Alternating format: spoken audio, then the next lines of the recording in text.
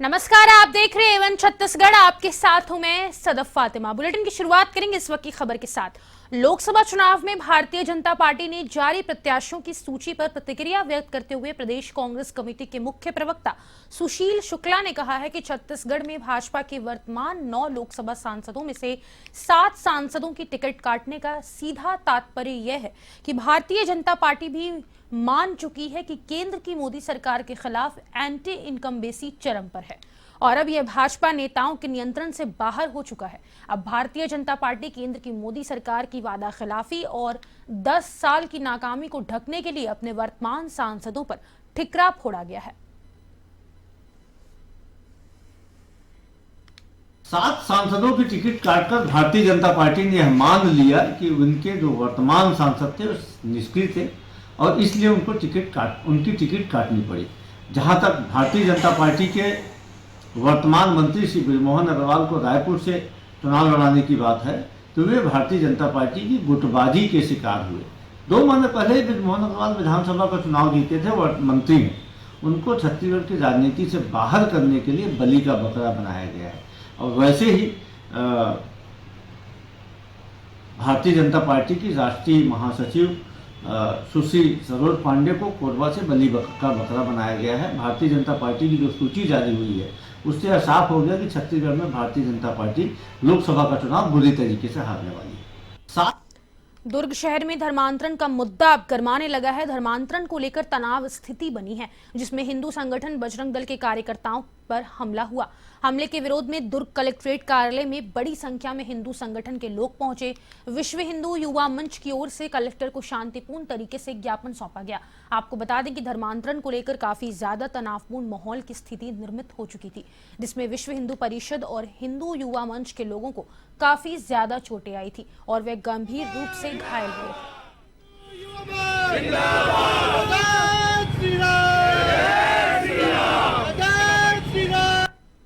धर्मांतरण विरोधी कार्य हिंदू संगठन शुरू से करते आए हैं। धर्मांतरण छत्तीसगढ़ का सबसे बड़ा मुद्दा है। इस मुद्दे पर ही छत्तीसगढ़ की जनता ने धर्मांतरण विरोधी सरकार को लाया है। हमारी सरकार से हमारी अपेक्षा है कि धर्मांतरण विरोधी कानून को लागू करे स्पष्टता से। अब कल बजरंग दल के अपने भाई लोगों पर हमला हुआ है। बजरंग दल समाज की सुरक्षा के लिए कटिबद्ध एक संगठन है, विश्वव्यापी संगठन है।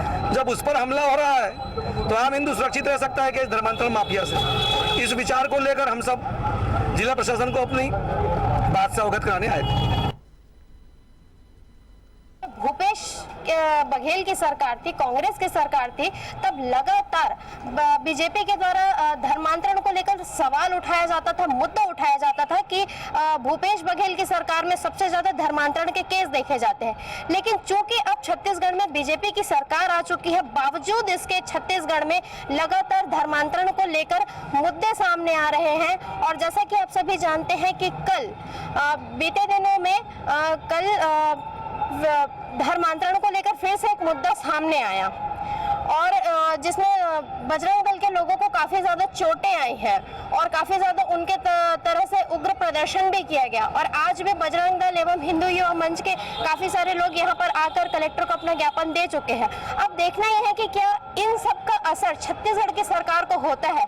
कि जिस सवाल को छत्तीसगढ़ की सरकार, जिस सवाल को बीजेपी पहले उठाती थी, क्या अब वो सत्ता में आने के बाद इन चीजों पर रोक लगा पाती है।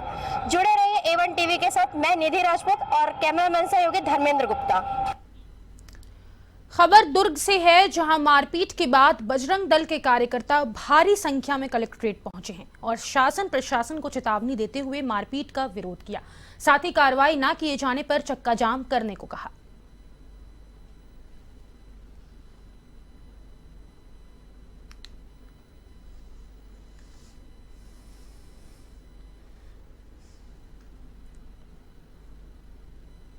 यहाँ पर हम धर्मांतरण को लेकर के प्रदर्शन कर रहे हैं क्योंकि कल रायपुर नाका में कुछ तकरीबन 200 से 250 लोगों को लेकर के यहाँ पर धर्मांतरण का काम चल रहा था।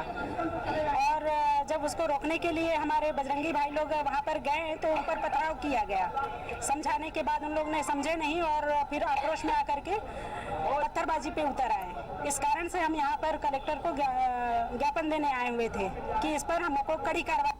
आज हमारे द्वारा ज्ञापन दिया गया और कड़ाई रूप के साथ ये ज्ञापन दिया गया है कि अगर अब ईसाई मिशनरियों के द्वारा और प्राइवेट चर्चों पर कार्रवाई नहीं होती तो बजरंग दल कार्रवाई करने के लिए बाध्य होगा। हमने प्रशासन को ये अल्टीमेटम के माध्यम से बता दिया है कि बार बार ये बोला जाता है कि बजरंग दल और बजरंगी गुंडे हैं। बजरंगी गुंडे नहीं है, न बजरंग दल का ये काम है। बजरंग दल का सिर्फ काम है सेवा, सुरक्षा और संस्कार जगाने का। लेकिन जहां गौ के साथ अहित होगा, जहां हिंदू भाइयों के साथ अहित होगा, जहां हिंदू बहनों के साथ अहित होगा, वहां बजरंग दल अपने आप को खड़ा करता है उनसे पहले। और उसकी रक्षा करना, आत्मसम्मान की रक्षा करना, हिंदुओं की रक्षा करना, यह विश्व हिंदू परिषद बजरंग दल का कर्तव्य है। इस कर्तव्य को मानकर ही हम ये कार्य करने को निकले हैं। और आज प्रशासन को समझा दिया गया है और बता दिया गया है कि आज अगर इन पर कार्रवाई नहीं होती तो इसके बाद रण होगा और बजरंग दल इसको अपने ढंग से रण करेगा। एलआईबी विभाग को जानकारी लेना होगा कि कहां इनकी संख्या ज्यादा है, कहां ये धर्मांतरण करा रहे हैं या कहां प्रार्थना करा रहे हैं।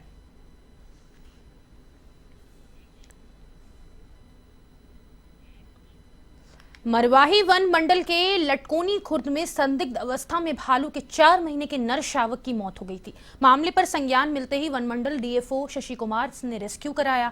10 घंटे की मशक्कत के बाद पता चला कि लटकोनी खुर्द के 3 व्यक्तियों ने भालू शावक के अंगों को तस्करी के उद्देश्य से काटा गया है। तीनों आरोपियों को मरवाही वन मंडल की सुरक्षा कर्मियों ने गिरफ्तार कर वाइल्ड लाइफ एक्ट 1972 के तहत कार्रवाई जारी है। वहीं डीएफओ शशि कुमार भालुओं की बेहतर सुरक्षा संवर्धन के साथ जंगली जीव को छेड़छाड़ ना करने की अपील की है।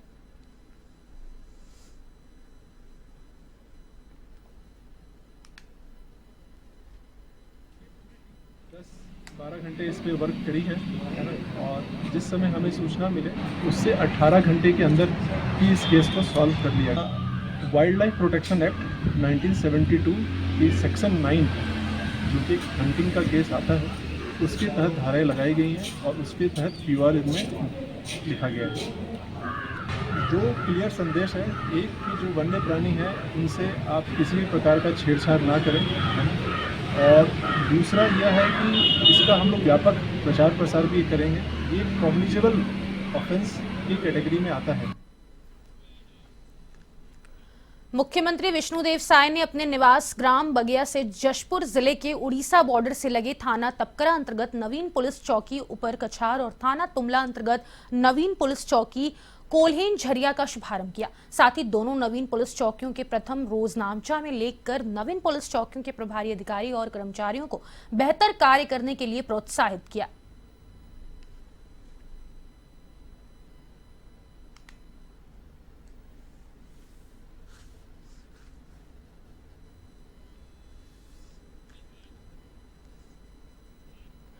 सक्ती जिले के मालखरौदा जनपद पंचायत अंतर्गत आने वाले ग्राम पंचायत नावापारा में ठेकेदार ने मनमानी करते हुए बीच सड़क को तोड़कर पाइपलाइन बिछा दी, जिससे ग्रामीणों में भारी आक्रोश है कि ग्राम पंचायत नावापारा में पूरे 4 साल में एक सड़क बनी है जिसे ठेकेदार ने मनमानी पूर्वक तोड़ दिया।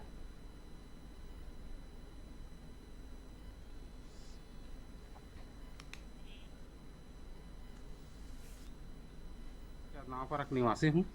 हमारे इस नावापारा के भाटापारा सेक्टर एरिया में जो 25 लाख का जो नावापारा से लेकर खेमड़ा पहुंच मार्ग में बना है, जो गौरव ग्राम के अंतर्गत में, पहले तो 2012 से लेकर यहां तक बहुत दिक्कत हो रहा था, लेकिन ये 2 साल हुआ है बना हुआ रोड का।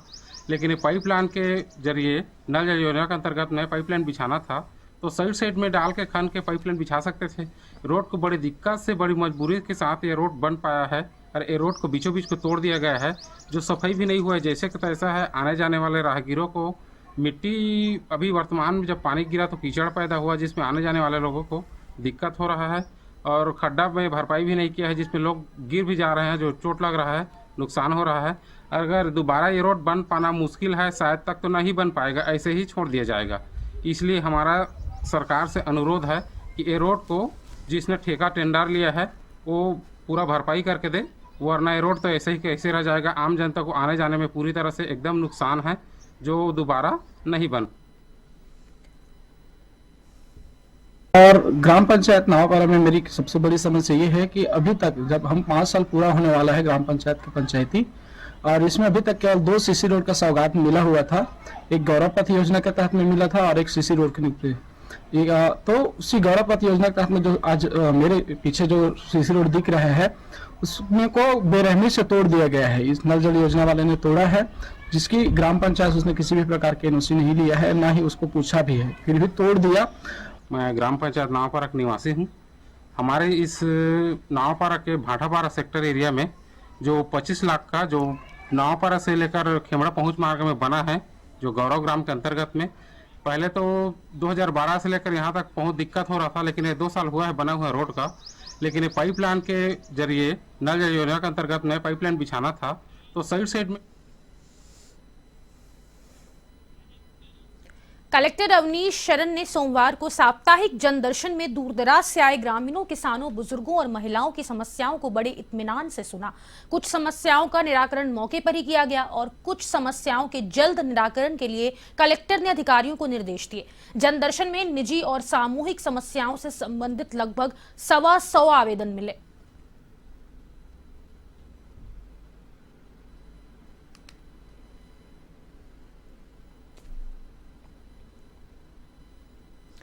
Chhattisgarh high court chief justice Ramesh Sinha और जस्टिस रविंद्र कुमार अग्रवाल की खंडपीठ ने राज्य शासन और बिलासपुर स्मार्ट सिटी कंपनी को जवाब तलब किया है, जिसमें बिलासपुर सिटी कोतवाली थाना परिसर में मल्टी लेवल कार पार्किंग के भूतल पर दुकान निर्माण और बिना आरक्षण नियमों के दुकानों के आवंटन को चुनौती दी गई थी। हाईकोर्ट महाधिवक्ता के इस दलील से संतुष्ट नहीं हुआ कि स्मार्ट सिटी एक एसपीवी कंपनी है, इसलिए आरक्षण नियम उस पर लागू नहीं होता। इस मामले में दुकानों का निर्माण बिना नक्शा पास किए और भूखंड का स्वामित्व न होने को भी चुनौती दी गई है।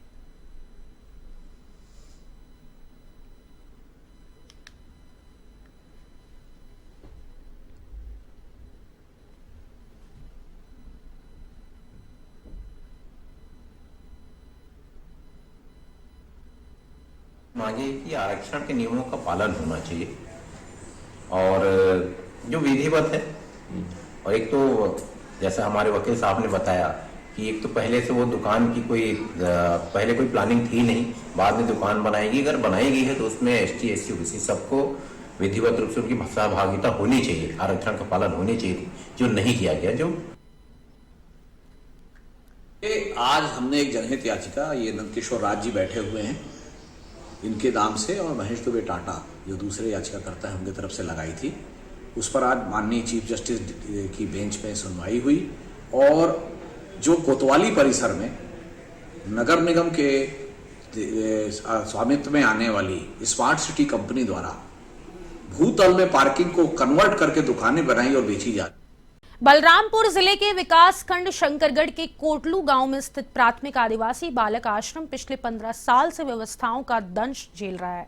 यहां पर प्राथमिक शाला के 2 अतिरिक्त कक्ष में आश्रम संचालित हो रहा है। यहां रहने वाले बच्चों के लिए ना ही शौचालय की व्यवस्था है और ना ही स्वच्छ पानी की। आश्रम के बच्चे नहाने के लिए ढोड़ी कुआं जा रहे हैं। आश्रम के अधीक्षक ने कहा कि आश्रम में मूलभूत सुविधाओं की कमी है, जिसको लेकर कई बार लिखित और मौखिक शिकायत भी दर्ज करवाई गई है, लेकिन कोई ध्यान नहीं देता।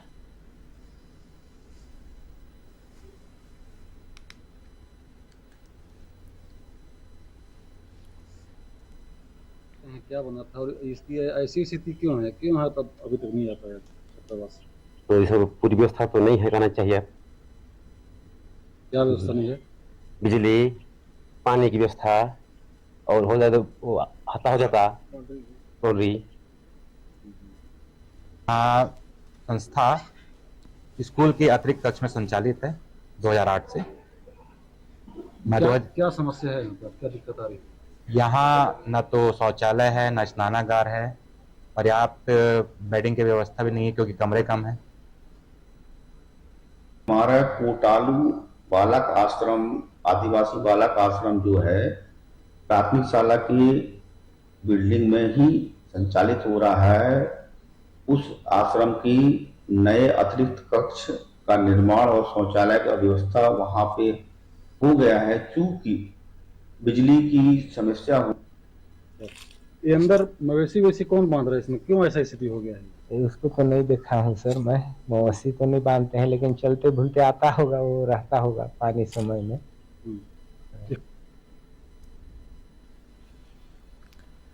भाजपा की सूची के बाद कांग्रेस के रणनीति में बदलाव के सवाल को लेकर पूर्व मुख्यमंत्री भूपेश बघेल ने कहा कि हमारे रणनीति में कोई बदलाव नहीं होगा।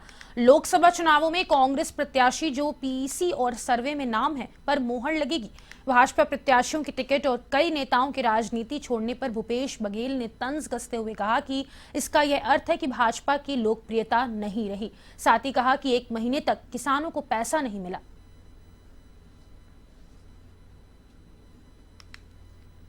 शादीशुदा नहीं है या फिर अविवाहित हैं तो 1 करोड़ महिलाएं होती है। भाषण के समय तो बोले थे भूपेश बघेल की पत्नी की भी देंगे, रमन सिंह की पत्नी को देंगे, ये भाषण उन्होंने दिया था। अब क्या हो गया, अब क्यों नहीं दे रहे हैं? और फॉर्म भराने की क्या ज़रूरत है? लिस्ट ले और जारी करे। अब तो धक्का खा रहे हैं, फॉर्म भरने के लिए इतना धक्का खाए, कभी राशन कार्ड लाओ, कभी आधार कार्ड लाओ, कभी पैन कार्ड लाओ, तो कभी ये लाओ, कभी वो लाओ, इतनी परेशानियां हुई थी।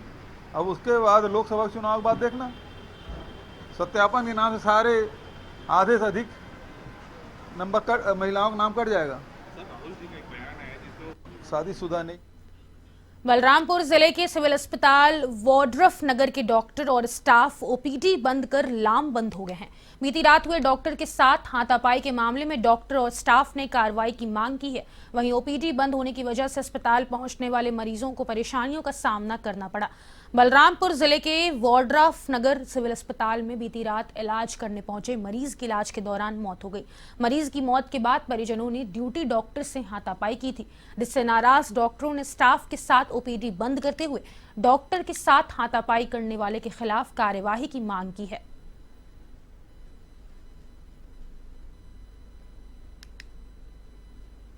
कल रात में 3 से 4 बजे के आसपास मरीज को लेके आए थे।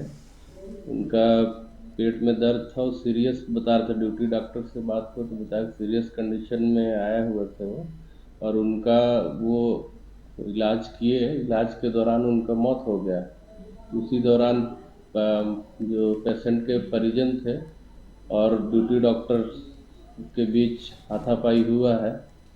उसी के संबंध में आज सारे डॉक्टर और स्टाफ हॉस्पिटल, सिविल हॉस्पिटल के सारे स्टाफ लिखित रूप से दिए हैं। भाजपा विधानसभा चुनाव जो छत्तीसगढ़ में मास्टर स्ट्रोक महतारी वंदन योजना के नाम से छत्तीसगढ़ में भाजपा शासन लाई है, उसका 8 मार्च को जो डीबीटी खाता के माध्यम से 1000 रुपए सभी महिलाओं को मिलना है। लेकिन इसमें कई ऐसे कारण हैं जिसके कारण महिलाओं का डीबीटी फॉर्म जमा नहीं हो पा रहा है। महिलाएं परेशान हैं, महिलाओं को जानकारी के अभाव के कारण गुमराह हो रही हैं। 2-3 दिनों से वे लाइन में लगी हुई हैं। शासन की योजनाओं को सही जानकारी नहीं देने के कारण महिलाएं घर परिवार को अवस्थित रखकर अपने फॉर्म के लिए इधर उधर सुबह से शाम परेशान होकर लाइन में लगी हुई हैं।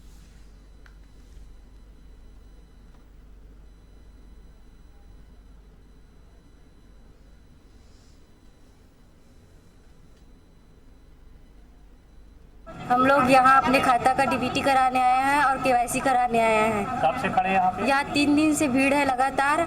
सुबह से खड़े हैं, कोई खाए नहीं है, खाना नहीं खाए हैं, भूखे हैं और इतने धूप में खड़े हैं, कड़ी धूप में। आंगनबाड़ी प्रशिक्षण केंद्र में फाइनल लिस्ट लग चुकी है। फाइनल लिस्ट लगने का मतलब है कि इनका जो भी मतलब रिक्वायरमेंट था वो फुलफिल हो चुका है, डॉक्यूमेंट वगैरह फुलफिल हो चुका है। लेकिन हम ग्राहक सेवा केंद्र में जहां पर सिकुला घाटा में खड़े हैं, यहाँ पे महिलाओं की इतनी भीड़ है कि पूछो मत। एक तो छोटा सा सकरा सा रास्ता है और गलियां हैं, और पिछले 3-4 दिनों से यहाँ पे महिलाएं आ रही है अपने फॉर्म के लिए जमा करने के लिए। शासन की इस योजना जो महतारी वंदन योजना से जो आज बीजेपी जो शासन में आई हुई है, क्या ये लोकसभा के लिए कुछ अलग बात तो नहीं हो जाएगी? क्योंकि महिलाएं अब नाराज हो रही हैं। महिलाओं को जो सुविधा चाहिए, महिलाओं को बोले थे कि जिस तरीके से पैसा उनके घर घर आएगा, क्या इस तरीके से आएगा? ये महिलाओं का कहना है। हम ग्राहक सेवा केंद्र में और फिलहाल के लिए A1 छत्तीसगढ़ में बस इतना ही। मुझे दीजिए इजाजत। नमस्कार।